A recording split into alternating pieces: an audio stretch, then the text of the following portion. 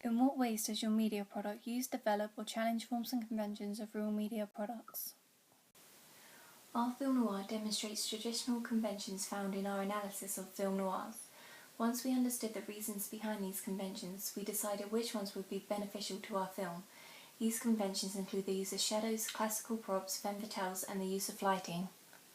The use of shadows creates an enigmatic mood and atmosphere which is continuously used throughout The Big Sleep and The Big Heat, released in the height of film noirs. We also got the influence for our storyline of illegal transactions from Pulp Fiction, directed by Quentin Tarantino in 1994. However, the consequences of the protagonist's actions are more detailed and influential on the antagonist and femme fatale. The film uses significant lighting on the character's face to show the character's questionable intentions. We thought that the use of Rembrandt-style side lighting would be beneficial in our film to make the audience question the antagonist before the plot was revealed, as it had been used to demonstrate the moral ambiguity in the film noirs we analysed. Following the convention of the film clips being monochrome, we decided to develop this convention further by only making the clips of the flashbacks black and white to show that the scene took place prior to the events in the scene before. How does your media product represent particular social groups? Our film represents particular social groups in the categories of men and women and age. The difference between the social groups of men and women is represented by having the antagonist talk down to the femme fatale. The age social group is portrayed to show the contrasting intelligence in the teenagers. One of the teenagers in our film was responsible enough to know not to touch the bag as it is interfering with the evidence, whereas the other teenager is referred to as the village idiot with low intelligence of common sense. We also included the social group disability, as one of the teenagers is said to have a mental deficiency due to an accident as a child.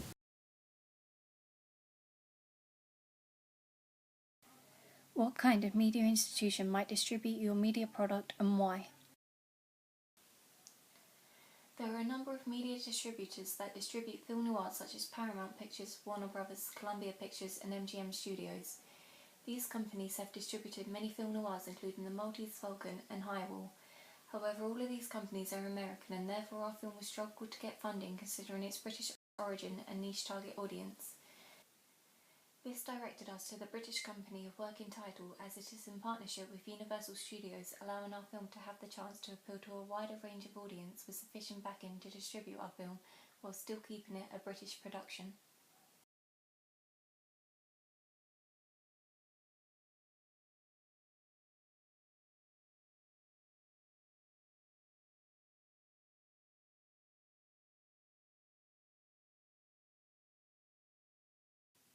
Who would be the audience for your media product?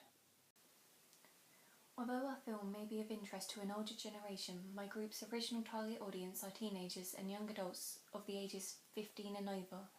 We had a minimum age of 15 because our film includes threatening behaviour as well as the use of drunk intake to mild swearing. Any film with a risk of potential harm to impressionable teenagers has to be rated above a 15. Since our film does not include this, we chose the 15 boundary. Furthermore, we decided on a teenage audience due to the use of modern and developed conventions. Another reason we targeted a younger audience is that studies have proven that it is more likely to be young people between the ages of 15 to 24 going to the cinema as a social event, whereas adults may not find time to go to the cinema or would prefer to go somewhere else for a social gathering.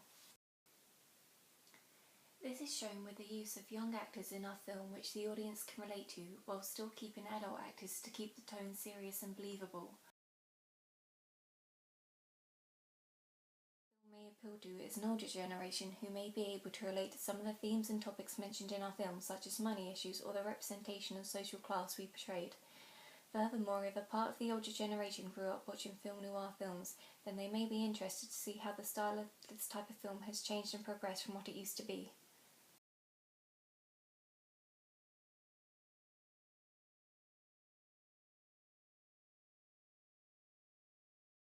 How did you attract and address your audience?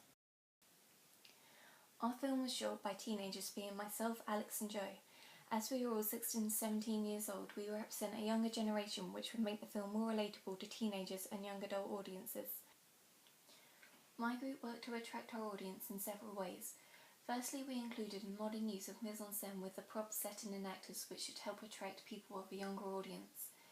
We also also try to be more creative by using interesting shot types and edits. This is demonstrated in the car park scene, as short edits have been used that show the weary steps of the protagonist, and used again when the antagonist emphasises his threat by biting into the apple. In theory, this should be beneficial in keeping the audience interested, as it is a convention used repeatedly in modern action films. What have you learned about technologies from the process of constructing this product? In the progression from GCSE to A-level, I have developed my skills in the use of Web 2.0 tools. This is a new phase of the internet which allows us to create material and distribute it to one another. This includes websites such as YouTube, Twitter, Facebook and other social networking sites.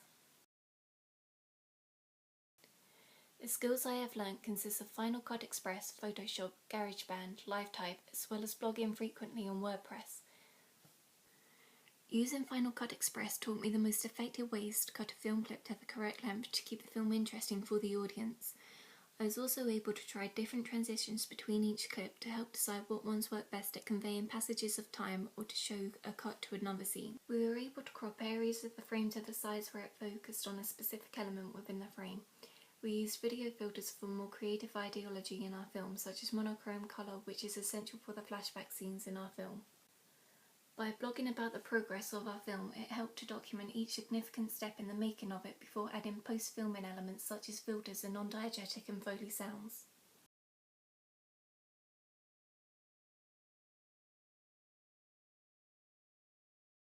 Looking back on your preliminary task, what do you feel you have learned in the progression from it to the full product?